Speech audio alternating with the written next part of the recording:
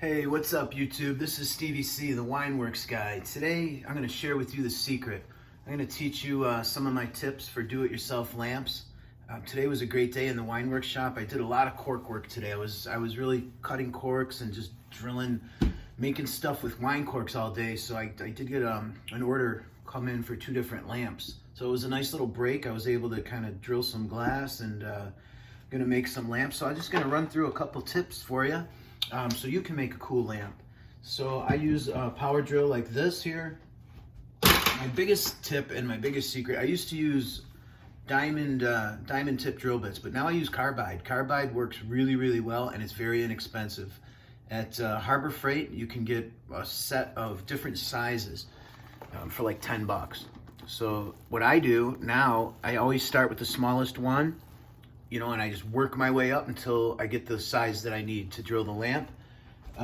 When I do make the bongs and hookahs, I need a larger hole, and then that system of, you know, increasing the size is even more important. So anyway, my next biggest tip besides that would be to heat up the bottle. That's what I always recommend. I use not boiling, but I get the water in the tap as hot as I possibly can, and then fill it up. In this case was a small Herradura lamp. It's going to be a little cool tequila nightlight. And I filled it up. I let the bottle kind of heat up, and then I drill in the procedure that I mentioned to you, smaller, you know, and just work your way up. You need about a 1/4 inch hole like this for a lamp. So the lamp that I'm going to be working with right now, I'll show you, is a Jack Daniels.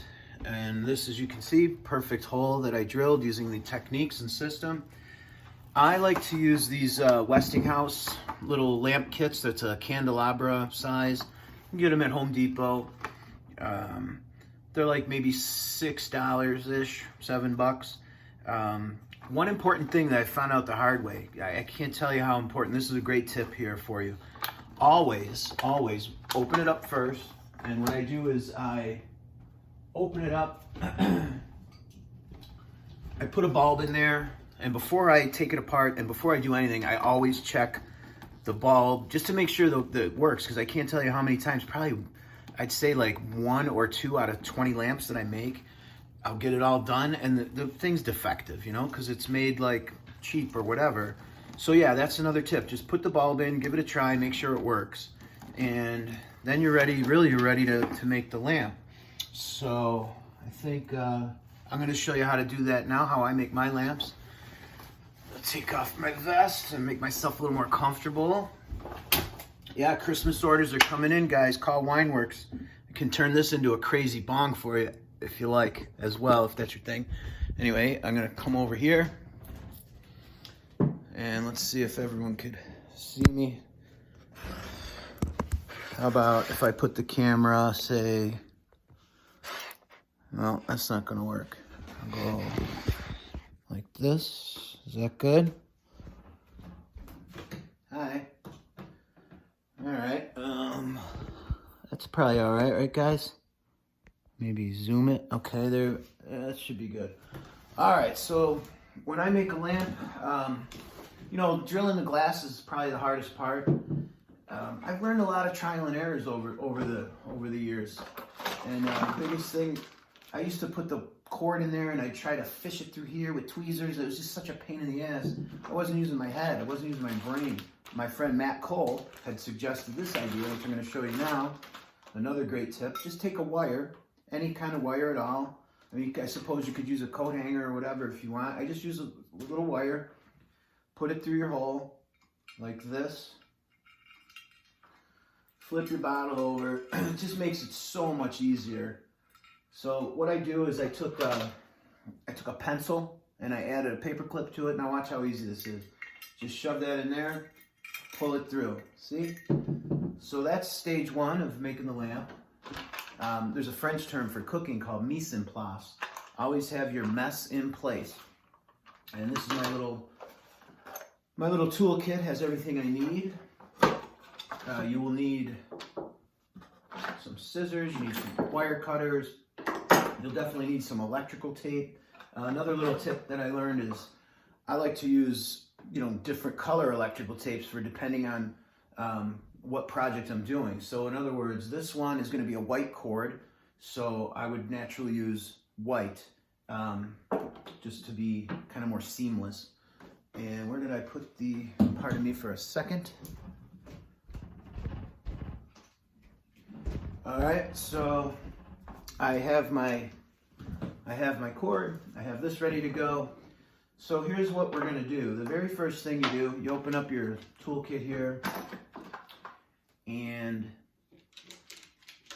what you wanna do is right here, you just wanna unscrew this. You're gonna take that apart, separate it. Now, another good friend of mine, Dave Pawalczyk, also known as DJ, he's a master electrician. I never knew, I was making these lamps for years before I realized there's like 2 sides to the wire. I don't know shit about electronics, to be honest with you, but this is a very important tip.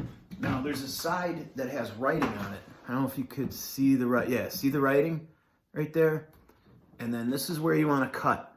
This side here does not have the writing, and that's very important. So you want to cut there, just using a little snipper right down the middle. All right, and then I kind of spread it a little bit like this. I'm going to get my wire cutter, I'm going to strip it, leaving about that much. And then this part here, the excess, you want to do trim a tiny bit, like this.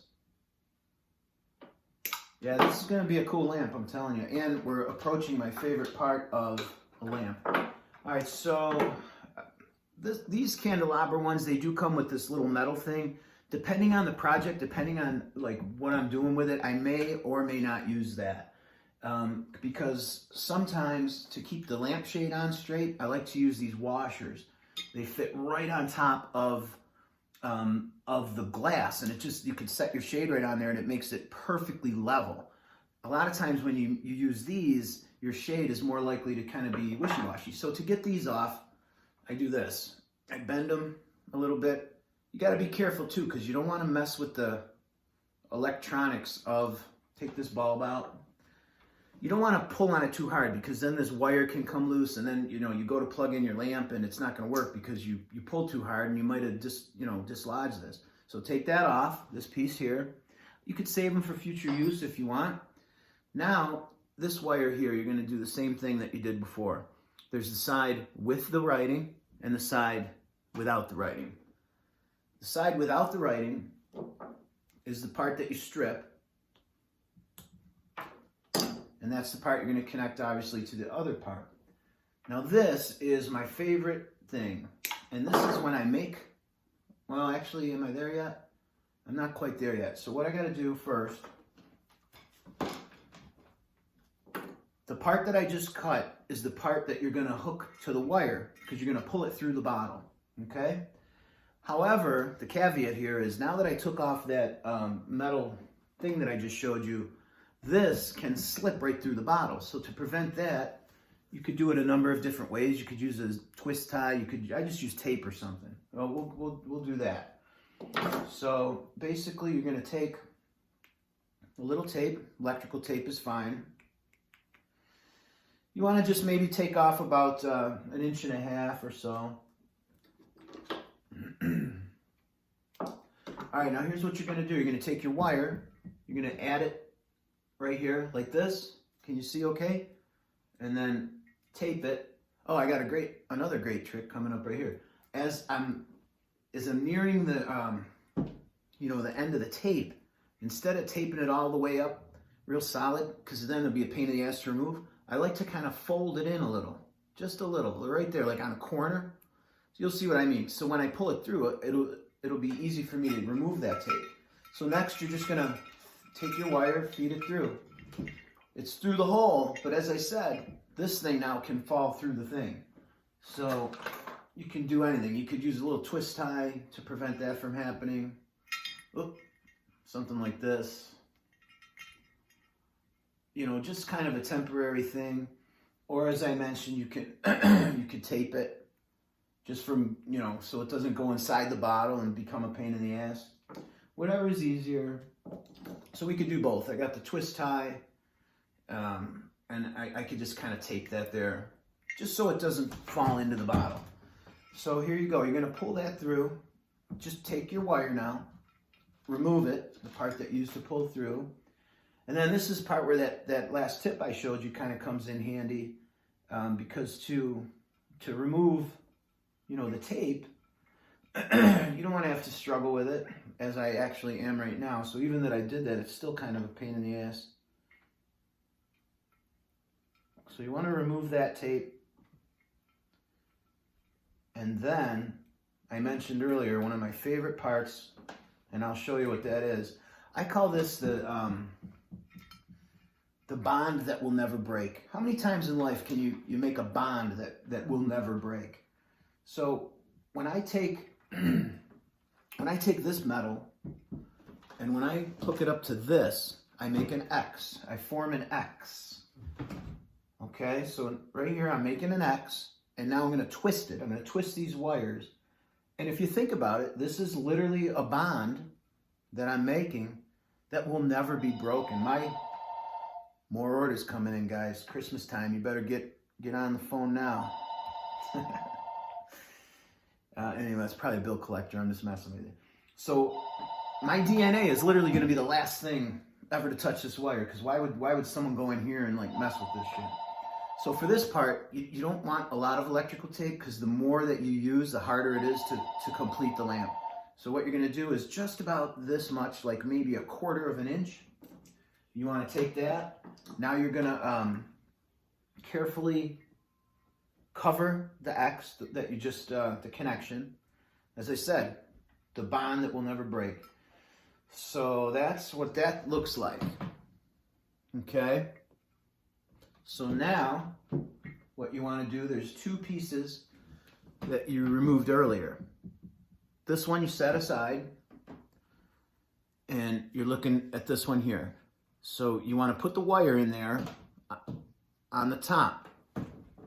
Now this part of it, I mean, to be honest, sometimes it can be a pain in the ass. You don't want to force stuff. I mean, but sometimes you got to be a tiny bit rough with it to get it to squeeze in there. And that's when I mentioned, if you use too much of the electrical tape, it just makes your job a little bit harder. You kind of need strong fingers to really get it in there, actually. You know, a lot of times I'll shove it in there with like a tool, but then I've noticed that sometimes doing that might not be the best idea. Because if you strip the wire, if you expose the wire, your lamp's not going to fire up. So to be honest with you, as weird as this is going to sound, sometimes I just use my teeth. I just bite it in there. Old school caveman style. So anyway, it's almost in there. What I'll do is I'll take a pair of needle nose pliers. I'll connect them like this carefully. As I said, you want to carefully just kind of make sure that thing's in there all the way. But don't jam it in there too hard, because as I said, if you expose the wire, the lamp's not going to light. All right, so when you do that successfully, I'll show you what that looks like before we seal it up. Okay, that's what it's going to look like. So now you're just going to make sure everything's flat and in order before you encapsulate it.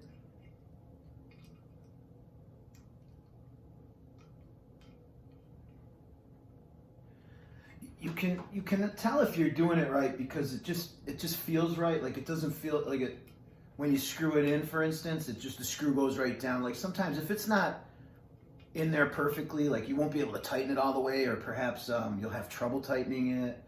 So that's that part. Okay, so now this next part is what my kids and I, we call the moment of truth. And that simply is where you just plug it in and make sure it lights. So I'm going to have you follow me over here. And as you can see, can you see? All right, so as you can see, it does light up. So basically the lamp is just about almost finished. Now the next part of this project, I'm gonna go, I don't know, like right here maybe. All right, so what I like to do, I go to the pet store and I buy these bags of fish tank gravel. And not only does it make your lamp nice and heavy and solid, makes a real legit, product, but it hides the cord. It makes the cord disappear. So with this Jack Daniel's lamp, I would use either white or black. The customer and I agreed on this particular lamp that, white stones would look good. So that's really the next step, is to fill the lamp with the stones. For that, I use a cup that you can, like a cardboard cup, something like this would actually work perfect. Do it over the sink so you don't make a mess. You don't want stones all over the place, because if you don't do it right, they will spill all over the place. It's a pain in the ass. So the next pointer that I'll give you is that when you're doing this, you want to hold that light bulb so it doesn't go inside the bottle. I mean, once you fill it all the way up with the stones, it's not an issue anymore. So right now, I know you can't really see, but I'm just going to fill the lamp with the stones. Try not to make, a huge mess. You really don't want these stones all over your kitchen floor or inside your sink. So just take your time. Fill the bottle.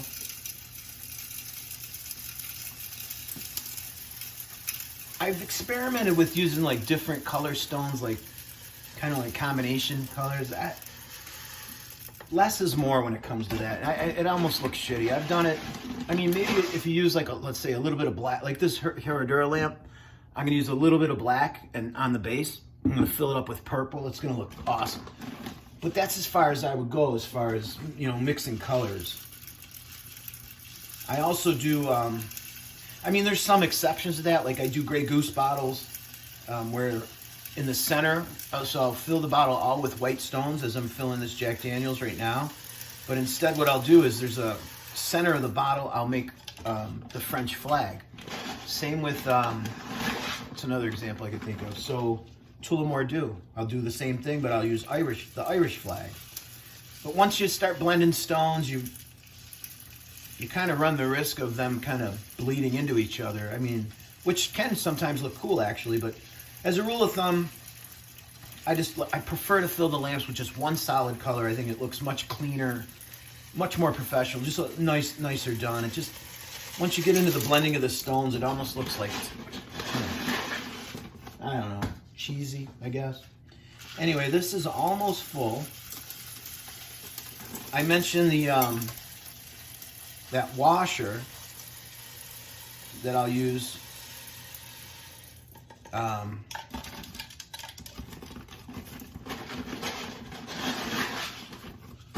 to help keep the shade on.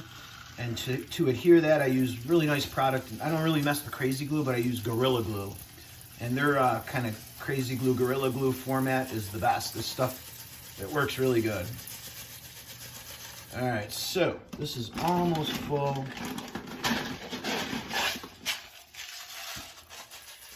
Another little tip too, before you kind of glue anything or make anything permanent, check one more time to make sure that the baby lights up, you know what I'm saying?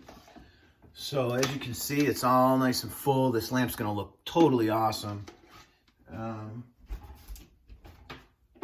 Plug it in, it works, it's good. All right, so can you see me? Okay, so the next step of this, I'm gonna use that washer. I'm gonna glue it.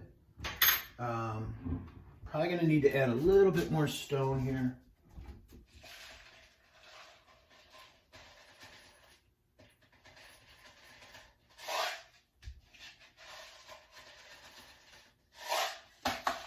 Okay, so I can remove this twist tie that I put in there earlier, and you gotta kind of push this thing down a little bit. So, but when you're doing that, just be careful that you don't pull too hard because you don't want to, ruin anything. And you can tell if you're going to need more stones or not, which in this case we need just a tiny bit more to give it a nice snug fit before I put the washer on there.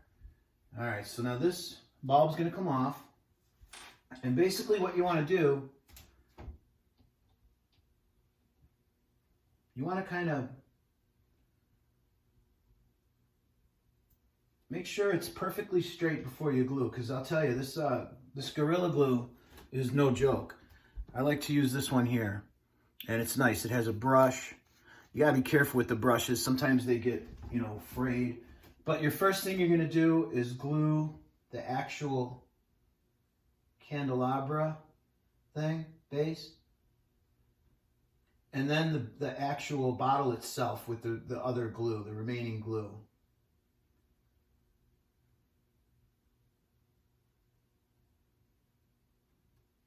And be careful, don't breathe it in too much. This shit will get you high as shit. Woo! Another little tip, the washers have writing on them. Just use the side without the writing. It looks much more professional. One little other trick to line it up, you can shove the pencil in there to make sure that it's straight. I'm gonna go just like that.